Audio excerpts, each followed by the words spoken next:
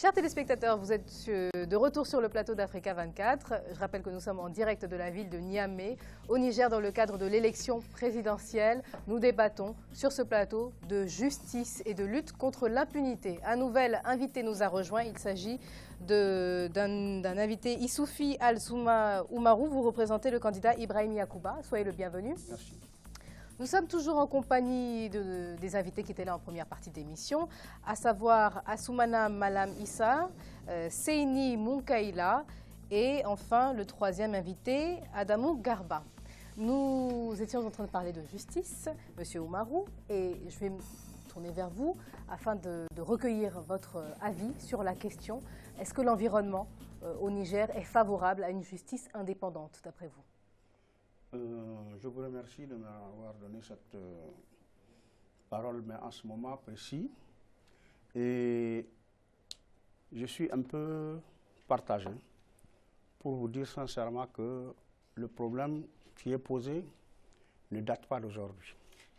En fait, nous avons 25 années de pratique depuis l'installation de la démocratie où l'administration dans son ensemble est inféodée au pouvoir en place dans certains cas précis. Donc, poser le problème aujourd'hui, ce n'est pas si juste que ça, mais il y a une certaine justesse aussi à partir du moment où peut-être que ce qui se fait aujourd'hui en matière d'inféodation de l'administration vis-à-vis du pouvoir ne s'est jamais fait autant que par le passé. Ça a été accentué. C'est beaucoup accentué, ça s'est beaucoup accentué. Si vous me donnez la possibilité de parler de la justice de manière précise, effectivement, il y a des décisions qui sont prises. Certains peuvent les juger impartiales. Ça ne trouve pas l'agrément des autres. Ce n'est pas propre à ce régime-là. C'est 25 ans de pratique qu'il faut corriger. Mais effectivement, il y a des pratiques aujourd'hui qui ne se justifient pas dans ce que nous appelons un état de droit.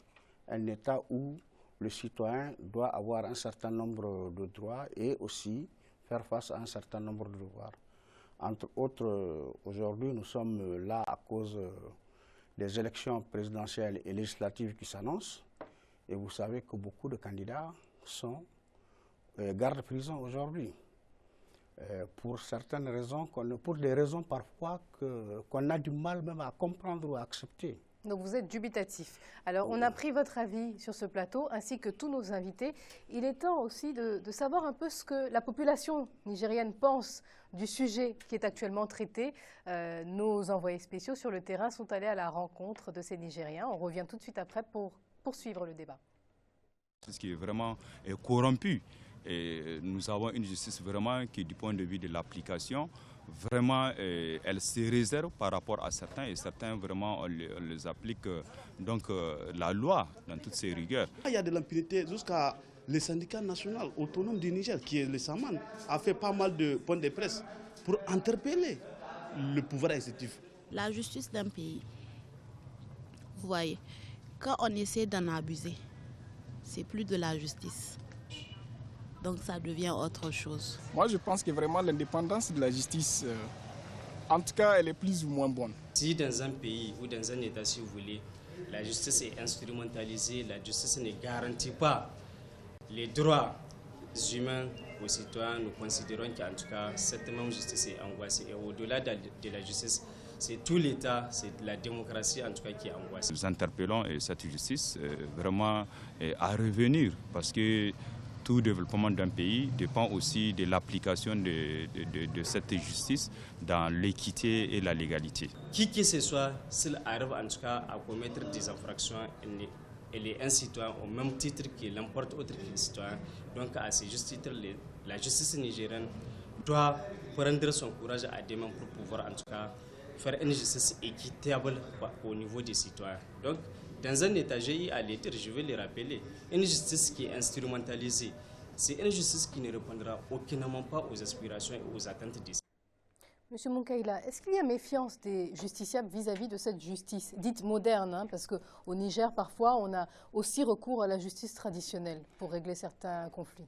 Bien entendu. Bon, écoutez, madame, c'est-à-dire ce qu'il y a aujourd'hui, je crois que pour qu'on puisse véritablement, parce que je crois que le thème, c'était même de parler d'impunité, il faudrait pour cela que il y ait une séparation réelle des pouvoirs. C'est-à-dire que le pouvoir exécutif, notamment, respecte l'indépendance de la justice et de l'institution judiciaire. Et ce n'est malheureusement pas le cas. C'est pour cela que tout à l'heure, mon ami Assoumana s'est un peu importé. C'est vrai que nous avons constaté une certaine ingérence dans ces affaires. Et je crois que c'est le SAMAN, c'est-à-dire le syndicat des magistrats, qui a eu à le dire, qu'il y a effectivement ingérence de l'exécutif dans les procédures judiciaires. Alors, vous laissez terminer à ce moment-là. Ce que moi je voulais dire, c'est que quelque part, nous avons constaté au Niger que lorsque vous êtes du bord notamment de l'opposition, en ce moment-là, la loi de manière stricte s'applique à vous. Certains de la majorité, quand vous soutenez, tout à l'heure on a parlé du cas Zakaï, quand vous soutenez immédiatement le pouvoir, il suffit pour vous de dire que vous soutenez le pouvoir pour que vous soyez un peu au-dessus des lois. C'est cela que nous dénonçons. C'est-à-dire que nous sommes d'accord qu'une justice, que opposition comme majorité doit être frappée de la même manière. La loi, je crois que l'article, à partir du titre 2 de notre Constitution, à partir de l'article 10 le dit, les Nigériens sont égaux devant la loi. Elle doit s'appliquer à tout le monde de la même manière. Mais est-ce que l'opposition parfois ne fait pas preuve de mauvaise foi?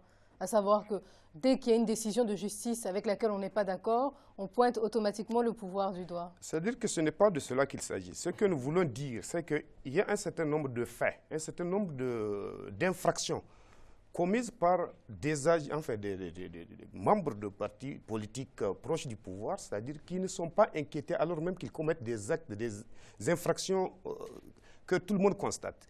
Souvent, on dit qu'il est arrivé plusieurs fois que la justice, que le procureur s'auto-saisisse de dossiers parce que cela est apparu dans un journal et dans le même journal apparaissent d'autres infractions, notamment de détournement de deniers publics, etc., qui touchent particulièrement les gens donc, du pouvoir, puisque c'est aujourd'hui eux qui gèrent. Naturellement, ils sont plus enclins à faire donc, ces détournements, etc. Mais que la justice, disons que le procureur ne s'auto-saisit pas. C'est-à-dire que c'est cela qui nous pousse aujourd'hui à parler, non pas, et je reviens encore pour dire que nous ne nous adressons pas aux magistrats en tant que tels, mais nous voulons que la justice de manière ne soit pas appliquée de manière sélective, comme on est en train de le constater. On a le sentiment, M. Issa, sur ce plateau, qu'il y a un malaise. Un malaise parce que certaines des personnes présentes sur ce plateau ne font pas confiance à la justice et pointent du doigt le pouvoir. Alors, qu'est-ce qui est fait justement pour recréer un climat de confiance au Niger? Madame, vous auriez organisé un débat sur n'importe quelle autre thématique, vous allez avoir les mêmes réactions parce que ceux qui sont en face de moi, ou la plupart d'entre eux, en tout cas, sont des gens qui cherchent le pouvoir. Et ils ont à l'esprit que pour l'avoir, il faut peut-être enfoncer l'autre, celui qui est en train de le gérer. Mais je reviens à votre question particulièrement. Ils savent, ils doivent reconnaître... Chercher le pouvoir, bon, c'est un terme un peu... Non, bien sûr. Vous représentez un candidat, toutes les personnes sur ce plateau représentent aussi des candidats. Mais donc, c'est ce que je suis en train de dire. Donc vous aussi, vous cherchez le pouvoir, c'est ça? Bien sûr. Bon, dans ce cas, continuez. Et la prière que j'ai faite, c'est qu'on l'ait dès le 21 février au soir. Non, je suis en train de dire qu'ils savent que beaucoup de choses restent à faire pour qu'on atteigne cette perfection de la justice qu'ils sont en train de vouloir qu'on ait en 5 ans. Nous sommes inscrits dans un processus. Nous avons posé des actes dans le sens de la réforme de la justice. Nous avons posé les actes dans le sens de la réforme et institutionnelle et en matière de ressources humaines. Il y a beaucoup d'efforts qui ont été faits. Et nous avons dit que ce qui est fait est peut-être insuffisant. Il faut proposer d'alternatives. Nous avons beaucoup de perspectives. Quand les Nigériens vont nous donner l'occasion de revenir pour les 5 années à venir, et maintenant vous pouvez l'avoir, je peux vous donner notre programme, vous verrez que les mesures qui sont envisagées en matière de justice sont des mesures qui vont d'abord créer les conditions de travail matériel Est-ce que vous voulez créer véritablement ces conditions? Parce que parmi les candidats, il y a par exemple le candidat Amissou Moumouni qui justement dénonçait le fait que cette haute autorité de lutte contre la corruption, par exemple, dont il faisait partie, il était vice-président, il n'avait aucun moyen d'agir véritablement pour changer les choses et que c'était lié à l'influence et à l'ingérence du pouvoir. Alors qu'est-ce que vous répondez à ça? Je respecte son point de vue, mais M. Hamissou sait que je sais de quoi il parle. Moi, je suis le président du réseau parlementaire de lutte contre la corruption. J'ai travaillé étroitement avec cette Halcia. Nous avons identifié tous les problèmes qui peuvent faire en sorte que la Halcia ne soit pas opérationnelle au point qu'on le veuille. Et nous sommes en train de créer les conditions. Je suis en train de laisser, parce que je suis en fin de mandat, je suis en train de laisser un projet de loi dans le circuit pour que la Halcia soit recréée par une loi, parce qu'elle est créée par un décret. Je vous rappelle ceci. À un moment, les dossiers de la Halcia devraient être transmis à la présidence avant d'être transmis au procureur. Le président de la République leur a dit non, transmettez directement les dossiers que vous avez faits au procureur de la République. Cela veut dire quoi? Cela veut dire que le président ne veut pas être impliqué ou influencer, il ne veut pas influencer les décisions de justice que cette autorité envisage d'amener à prendre. Donc ça, ce sont des choses, j'allais dire, qu'ils savent, peut-être, ou qu'ils ignorent, simplement parce qu'il faut ignorer pour qu'on ait un instrument de plus de la recherche du pouvoir. Mais je suis en train de dire, et c'est ça qui est important. Parce on va terminer là-dessus. Ce débat aura de l'importance si chacun des candidats nous dit ce qu'il envisage de faire pour... Vous inquiétez pas, on va y arriver, justement, mais on va quand même demander à M. Oumarou, ce que je vous tourne vers vous, est-ce que vous pensez qu'il y a réellement lutte contre l'impunité au Niger? Vous avez soulevé effectivement tout à l'heure le fait que ça date d'il y a plus longtemps que 5 ans, mais tout de même, focalisons-nous sur ces 5 dernières années. Je persiste encore, je signe, ça fait plus de 5 ans. Ça fait 25 ans de pratique depuis que l'ère démocratique a commencé, que nous sommes dans ce tourbillon. Mais là, on parle d'un bilan. Donc, Effectivement, maintenant, nous parlons d'un bilan de 5 années. C'est que ce régime, pour parler comme tout le monde, les populations nigériennes ont pensé que quand il allait s'installer, eh ben, il serait le champion de la lutte contre la corruption. Il serait le champion de la lutte contre les inégalités. Il serait le champion pour la défense des droits et libertés. Hélas, malheureusement, nous avons déchanté. Nous avons tous déchanté au bout de quelque temps. Et ce que ce régime a fait est pire ce que les autres ont fait, malheureusement. Et des exemples, vous avez commencé à signaler le cas de M. Hamissou, qui a démissionné, le premier de la Halcia, parce que ne trouvant pas les moyens pour pouvoir travailler. C'était un indice très fort. Vous avez vu aujourd'hui comment les gens sont embastillés pour leur empêcher de battre campagne, ce qui ne s'est jamais fait dans l'histoire politique de ce pays. Très peu de cas, on a eu sauf la dernière, oui, c'est vraiment des cas inédits. Et il faut dire qu'aujourd'hui, il y a une crise de confiance entre la population et l'administration judiciaire, c'est vrai. On a l'impression qu'il y a unanimité de l'opposition sur ce plateau. Est-ce que c'est un discours justement que vous avez préparé et que vous devez marteler? Pas du tout. C'est juste ce que j'aimerais dire au député Assouman, c'est qu'actuellement le pouvoir en place favorise cet état de fait. Le seul exemple que je voudrais donner, c'est qu'il y a plusieurs personnes qui sont en délicatesse avec soit la justice ou avant d'aller à la justice, qu'est-ce qu'ils font? Je vous donne le cas d'un maire d'une commune ici à Toro, d'ici à peu près à moins de 5 km de Niamey. Voilà. Qu'est-ce qu'il fait le maire avec des conseillers? Ils vendent un espace qui est réservé à 2 villages. C'est des aires de pâturage. Et dès qu'il a engagé la procédure de vente, il sait que tout de suite, on va le poursuivre. Qu'est-ce qu'il fait? Il dit qu'il a démissionné de son parti pour s'inscrire au PNDS. Et le PNDS n'a pas bronché. Non, c'est pour dire qu'il faut éviter... Mais l'exemple que vous êtes en train de donner, malheureusement, la personne n'est pas là pour se défendre. Mais c'est une réalité. C'est le même exemple pour lequel il a brandi le journal. Non, c'est pas le même, c'est un autre exemple. Ça, c'est un autre exemple. C'est vous dire, ici, j'ai plein d'exemples. C'est des coupures de presse, ça ne vient pas de moi. Monsieur Garba est venu avec une multitude d'exemples apparemment à montrer sur ce plateau. Exactement, et même quand vous parlez, c'est quand cela provoque des problèmes au sein du gouvernement, c'est justement à ce moment que le politique intervient. Et là, si vous me permettez d'aller en profondeur, lorsque quelqu'un qui est détenu en prison et qu'un président d'une haute institution de l'État va lui rendre visite au moins 4 fois dans la semaine, qu'est-ce que ça veut dire? Ou lorsque quelqu'un qui est du gouvernement, c'est-à-dire secrétariat du général du gouvernement, va rencontrer ce type qui est en prison, qu'est-ce que ça veut dire? C'est des messages politiques. Qu'est-ce que ça veut dire? C'est des messages politiques. Non, je vous dis ce que ça veut dire. C'est des messages politiques. Faites attention. Je vous dis, ça veut dire quoi? Ça veut dire que malgré ses relations avec ces hautes personnalités, il continue à garder prison.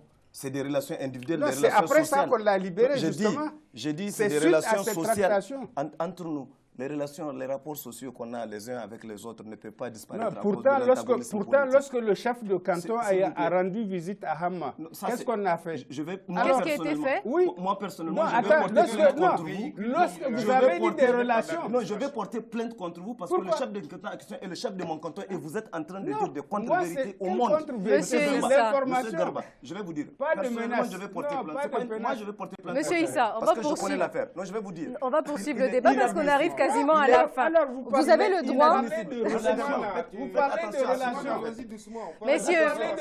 Messieurs, s'il vous plaît, est-ce qu'on peut avoir... Ça, c'est votre manière de diriger. Monsieur Issa, s'il vous plaît. Monsieur Garba, s'il vous plaît. Je pense que Monsieur Moukaila, du coup, va prendre la parole. Et étant donné qu'on arrive quasiment au terme de... Étant donné, messieurs, s'il vous plaît. Est-ce qu'on peut poursuivre le débat? Merci. Bien. Alors, Monsieur Moukaila, nous arrivons au terme de cette émission. Ce qu'il est important pour nos téléspectateurs de savoir aussi, c'est ce que les candidats que vous représentez tous comptent faire pour justement lutter contre l'impunité au Niger. Allez-y. Avant d'arriver à cela, je voudrais rappeler à nos camarades et aux téléspectateurs que Bazoum Mohamed, donc président du PNDS Taraya, qui soutient la candidature de Issoufou, a dit déjà que effectivement le point faible de son candidat, c'est bel et bien la lutte contre la corruption. Il nous reste 2 minutes. J'arrive.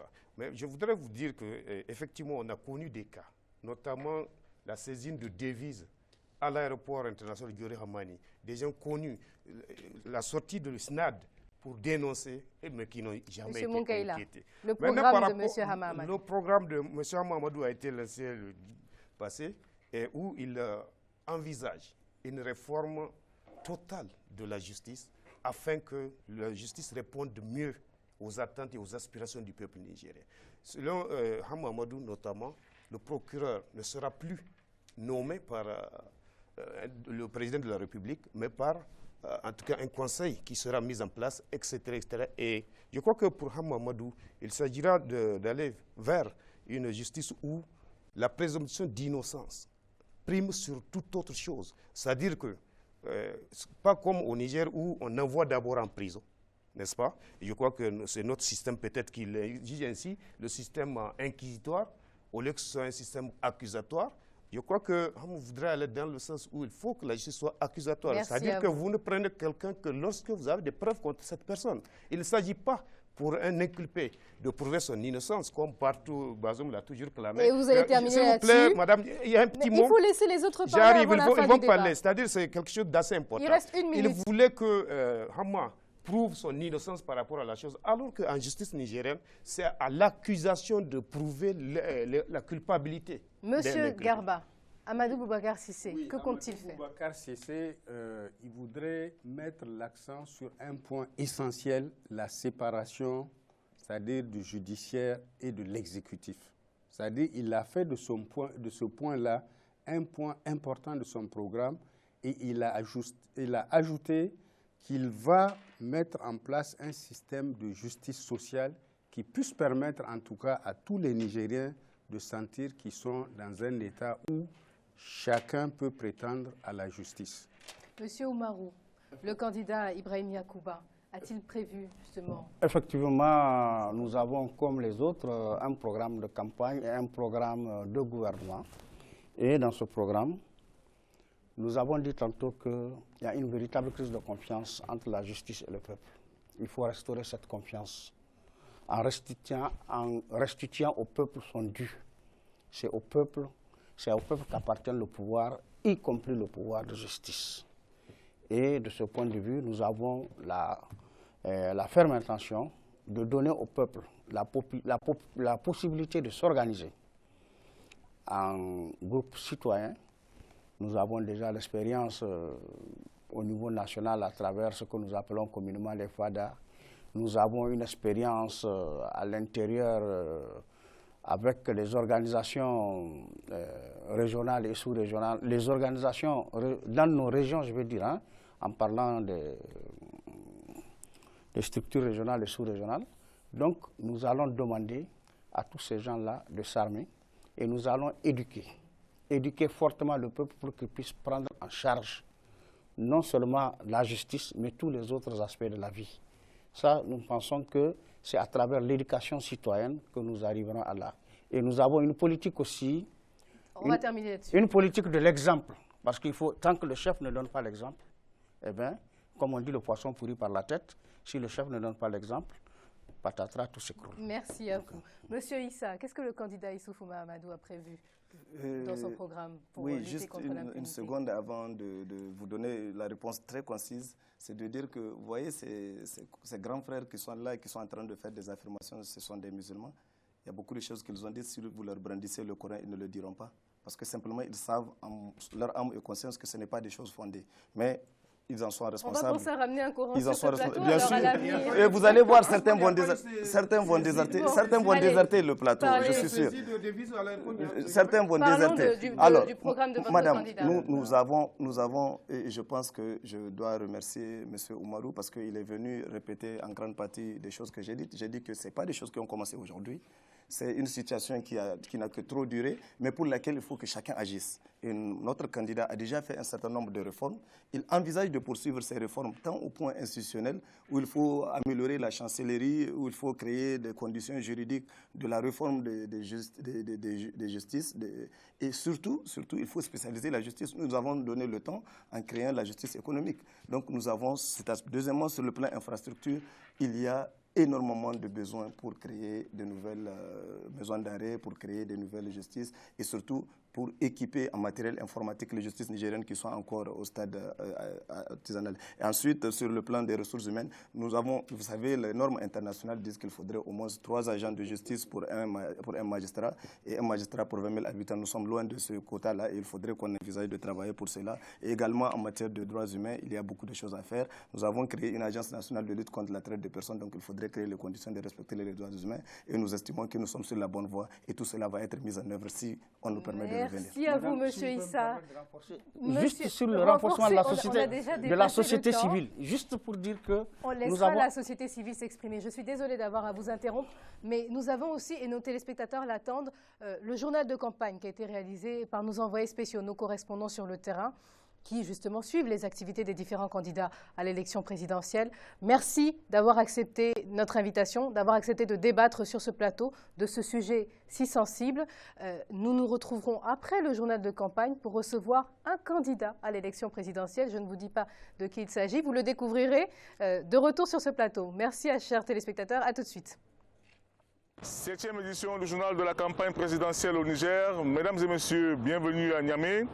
Tout de suite, on va retrouver notre envoyé spécial Ibrahima Djoumaba qui se trouve au siège du Rassemblement social-démocrate du candidat Amadou Chefou. Ibrahima. Oui, Thierry, nous sommes là à la direction nationale de campagne du Rassemblement social-démocrate où nous sommes avec des militants qui sont là en réunion politique et ils vont nous dire comment ils sont en train de mener leur campagne au niveau de Niamey. Monsieur, présentez-vous et dites-nous en quoi aujourd'hui vous êtes là pour mener à bien votre campagne électorale. Bien, mon nom c'est Laoli Ousmane. Je suis membre du bureau exécutif national du RSD Gaskia. Alors, comme vous venez de le dire, nous sommes ici au siège, ou bien à la direction nationale de campagne du RSD. Alors, l'engouement que vous voyez ici, c'est pratiquement la même chose dans toutes les régions. Il y a une direction nationale de campagne qui a été mise en place. Et en même temps, dans toutes les régions, vous avez donc des réunions comme ça au niveau des directions de campagne, donc pour préparer les élections à venir. Dites-moi en termes clairs, quels sont les points d'innovation que vous avez apportés dans votre programme? Bien, avant de parler des innovations, je vais vous rappeler d'abord qui est notre président. Son Excellence le président Cheikh Abdou, si vous vous rappelez, pendant la période de transition.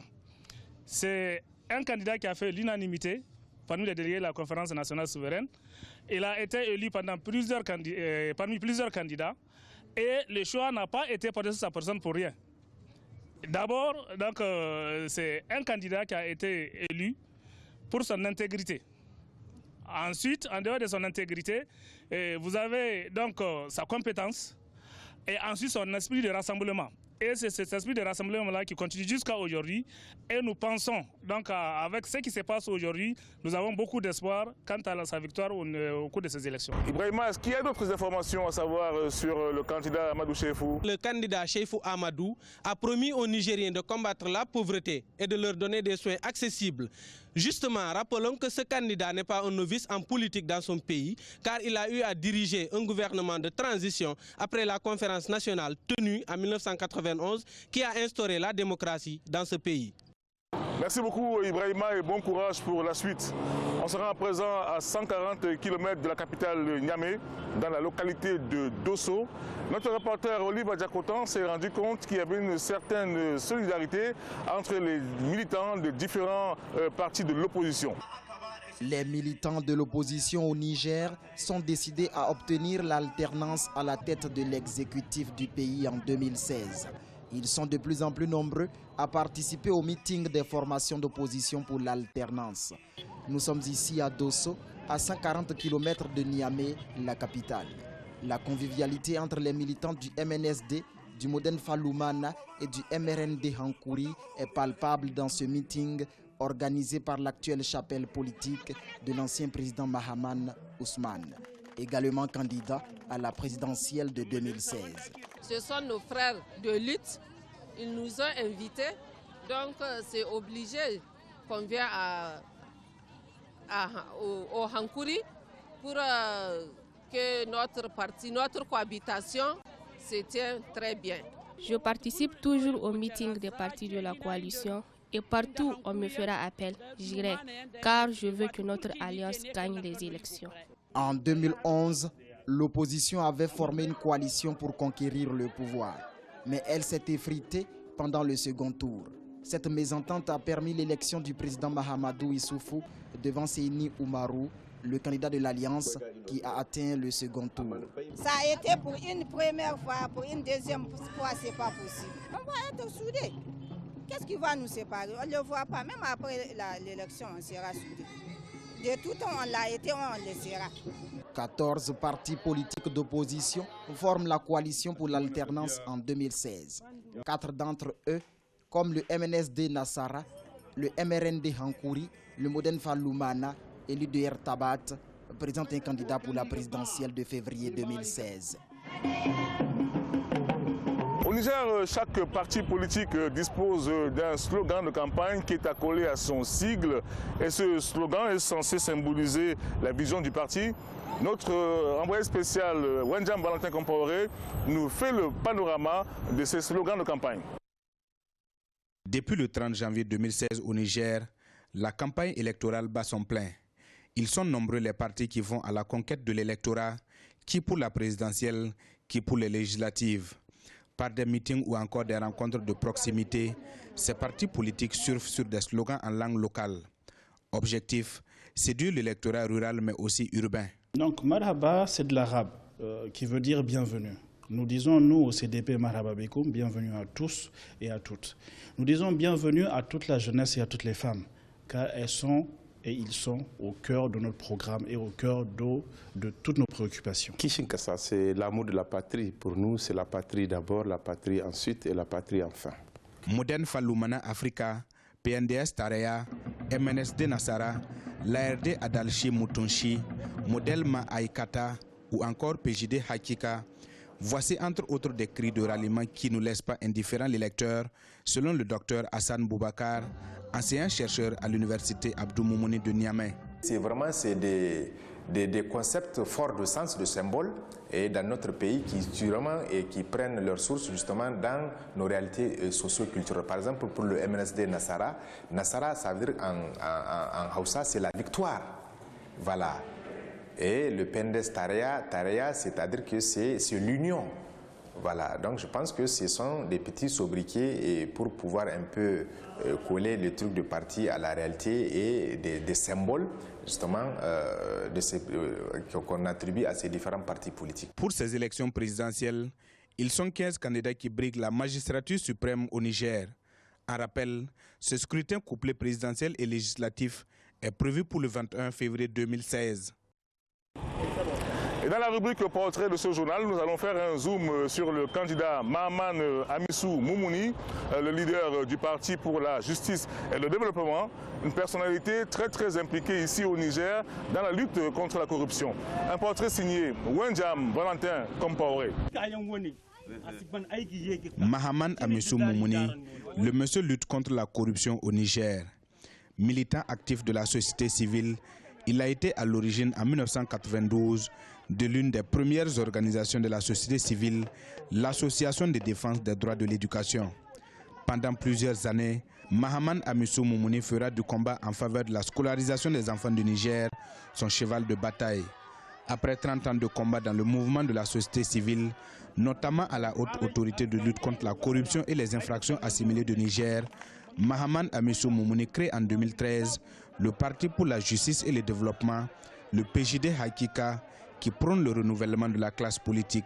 Je suis candidat parce que la corruption au Niger a pris une proportion démesurée, où notre société commence à inculquer la corruption et l'enrichissement illicite comme un mode de bonne gouvernance, alors que tout le monde sait que l'enrichissement illicite, la corruption, les détournements, la gabegie sont des facteurs qui freinent le développement de notre pays. Parti d'opposition indépendante, le PJD Hakika veut bâtir un Niger nouveau, émergent et véritablement démocratique.